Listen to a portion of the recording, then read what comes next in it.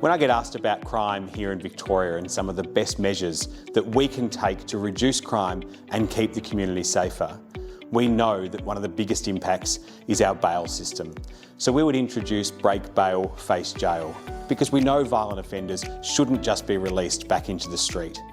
And we also know we need serious consequences for the crimes that people commit here in Victoria to keep the community safer. We'll also introduce Jack's Law, because we know the police need the powers to take knives and machetes away from violent offenders all the way across the state. But most importantly, we need to divert the next generation away from crime.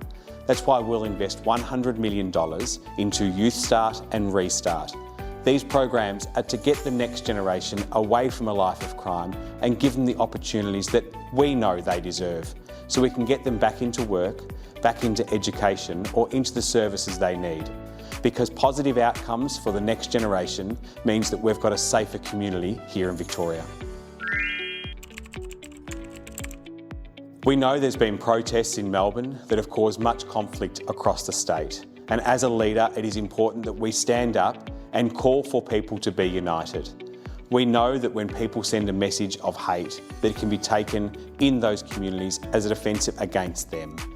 We will always stand in place to support our multicultural community across Victoria. And we understand that people have a right to have a say, but at the same time we know we need to protect what makes Victoria great. As the leader of the Victorian Liberals and Nationals, our priority is to ensure that we would have a registration system for protests in Melbourne, so we can get rid of the hate speech here in the city. And people shouldn't be able to walk around with masks on while creating offence to other communities across the state. So we would ban the masks at the protests here in the city in Melbourne.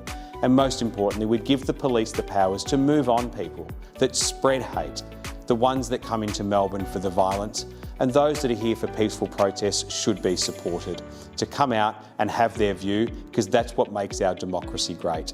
But as the leader of the Victorian Liberals and Nationals, I stand with our Chinese community and the many other communities, including the Indian, Sri Lankan, Afghan, communities that call Australia home and call Victoria home and make our state great.